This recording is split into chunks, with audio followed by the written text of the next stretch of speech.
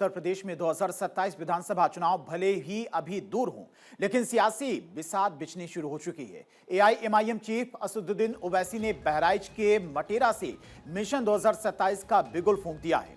सवाल सिर्फ इतना नहीं है कि ओवैसी कितनी सीटें जीतेंगे, बड़ा सवाल यह कि क्या ओवैसी समाजवादी पार्टी के मुस्लिम वोट बैंक में सेंध लगा पाएंगे और क्या यूपी की राजनीति में मुस्लिम दलित समीकरण का नया प्रयोग होने जा रहा है। ओवैसी की रणनीति साफ दिखाई दे रही है। पहला, मुस्लिम वोटर को यह संदेश देना कि सपा और कांग्रेस ने सिर्फ वोट लिया लेकिन नेतृत्व नहीं दिया। दूसरा, दलित मुस्लिम गठजोड़ की संभावनाओं को हवा देना। तीसरा, उन सीटों पर फोकस करना जहां पर मुस्लिम वोट निर्णायक भूमिका में है।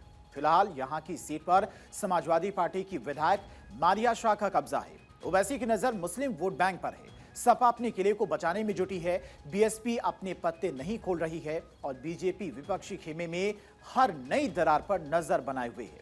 मटेरा में जनसभा करना ओवैसी के इस कदम से न सिर्फ पूर्वांचल और अवध की राजनीति में नए समीकरण बनते दिख रहे हैं, बल्कि समाजवादी पार्टी की टेंशन भी बढ़ गई है।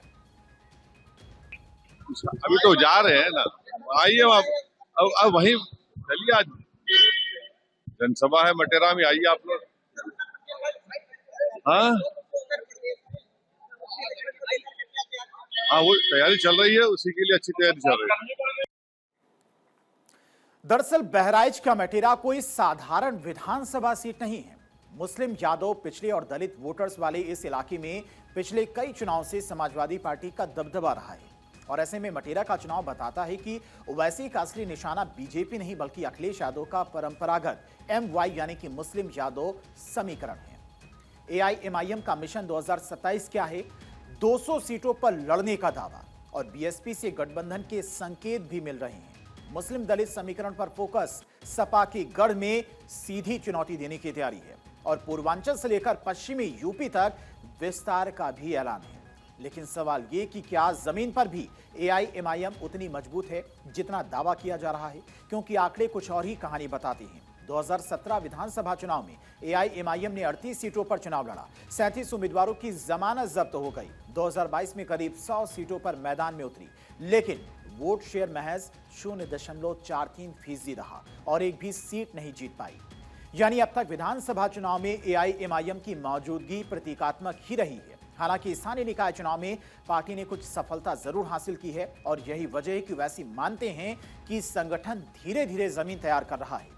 लेकिन असली चुनौती वोट प्रतिशत बढ़ाने की नहीं, वोट ट्रांसफर की है। अगर एआईएमआईएम मुस्लिम वोटों का छोटा हिस्सा भी सपा से खींच लेती है तो इसका सीधा असर दर्जनों सीटों पर पड़ सकता है, खासकर उन सीटों पर जहां पर जीत हार का अंतर 5 से 10 हजार वोटों के बीच रहता है। यही वजह कि सपा लगातार एआईएमआईएम पर बीजेपी को फायदा पहुंचाने का आरोप लगाती रही है। नजरें बीएसपी पर भी हैं। अगर मायावती और ओवैसी के बीच में किसी तरह का चुनावी तालमेल बनता है तो यूपी की राजनीति में नया सामाजिक समीकरण उभर सकता है। हालांकि मायावती गठबंधन की राजनीति को लेकर हमेशा सतर्क रही है। 2027 का बड़ा सवाल, क्या मुस्लिम वोट बटेगा? क्या दलित मुस्लिम गठबंधन बन पाएगा?